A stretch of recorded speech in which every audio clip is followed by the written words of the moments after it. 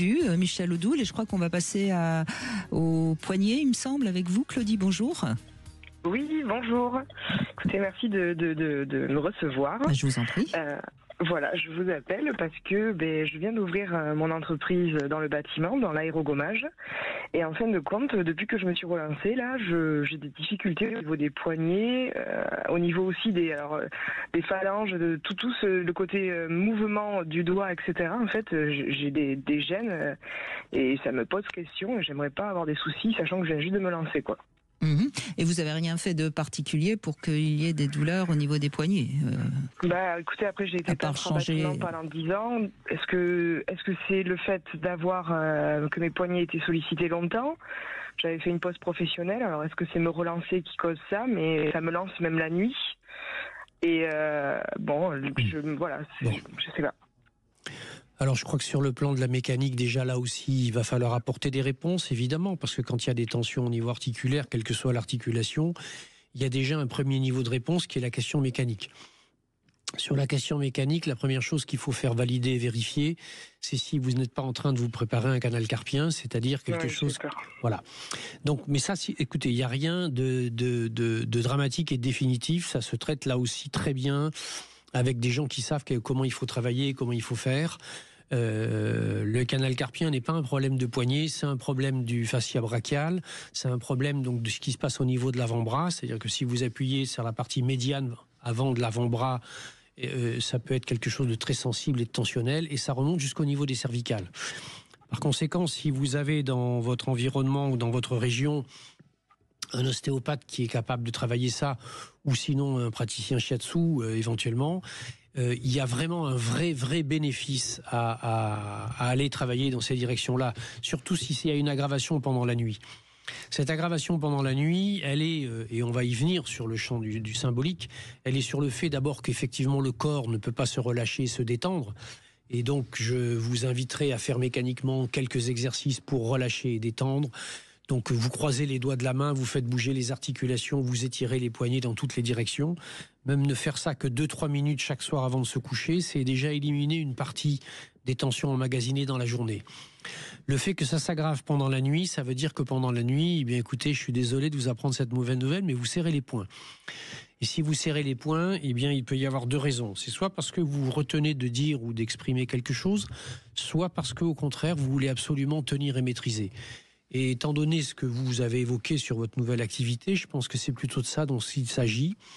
C'est-à-dire que vous mettez un niveau d'enjeu, de nécessité, de perfection ou de réussite dans cet enjeu qui fait que vous vous mettez en tension sur toutes les articulations qui ont à voir avec le fait de faire, d'agir, de tenir et de maîtriser, qui sont les épaules, donc les trapèzes, les coudes, les poignets et bien sûr les articulations des mains. Et pour ça, il faut là aussi que vous vous donniez quelques petits exercices de relâchement des épaules, de détente et de respiration. Et que sur le fond, au fond de vous-même, avant de vous endormir le soir, vous vous interrogiez sur le besoin de réussite, de prouver ou de démontrer, et le besoin de placer la barre assez haut dans les enjeux qu'on se donne. Oui, je vois ce que vous voulez dire. Il me semble que c'est assez clair, oui. Pardon. Oui, je vous en prie, Claudia. Oui. J'en profite en même temps. Est-ce qu'il y a un lien, même si ça c'était avant mon ouverture d'entreprise, en fait, quand je m'endors, je me réveille souvent la nuit parce que du coup je suis crispée de tout mon corps et j'en ai des douleurs musculaires en fin de compte. Bien sûr. Rien qu'en étant sur le côté. Bien sûr. En fait, c'est un problème de lâcher prise. Je sens que c'est le sujet. Mais c'est au-delà de cela, c'est-à-dire très sincèrement. Vous n'êtes pas obligé de répondre à la question, mais peut-être faut-il vous la poser et que vous êtes capable d'y répondre. À qui voulez-vous prouver quelque chose? Oui, mais vous n'avez pas tort. Ah, ça veut peut-être dire qu'il a raison. Moi, je pense qu'il y a souvent, en effet, un enjeu, même si j'y travaille depuis assez longtemps. Et... Vous y travaillez. Mais vous y travaillez. Oui, arrêtez de travailler. Arrêtez de travailler. Mais oui. Mais oui. Faites-vous confiance et améliorez votre estime de vous-même et vous aurez pu approuver à qui que ce soit quelque chose. Qu'est-ce que vous voulez faire au niveau professionnel? Alors, je suis dans l'aérogommage, en fait. C'est quoi l'aérogommage? C'est quoi l'aérogommage? Du décapage à haute pression. C'est le fait de l'air qui enlève des salissures, c'est ça? Alors de l'air avec plusieurs, ça peut être du sable comme Oui. d'autres abrasifs. Et en gros, on remet des meubles à nu, on remet des escaliers à nu. Mettez des choses à nu. La respiration peut mettre des choses à nu alors. D'accord, ok. C'est un outil majeur du lâcher-prise et de l'assistance à ça. Elle vous permettra de relâcher physiquement, mais c'est pas elle qui fera baisser d'un cran le niveau où vous mettez la barre. Et puis c'est intéressant, hein, symboliquement, le travail que vous avez choisi. Hein, il parle de vous, évidemment. Hein. Oui, mais je crois que ça ne vous a pas échappé. Non, ça va pas échapper parce que c'est en fait finalement j'ai fait beaucoup de chemin pour arriver là alors que les signes étaient là depuis le début, donc je trouve ça assez drôle. Mais c'est une joie. Ah mais j'en suis très satisfaite et je suis contente et justement je veux réussir parce que je suis une jeune maman et c'est elle mes ailes. Oui.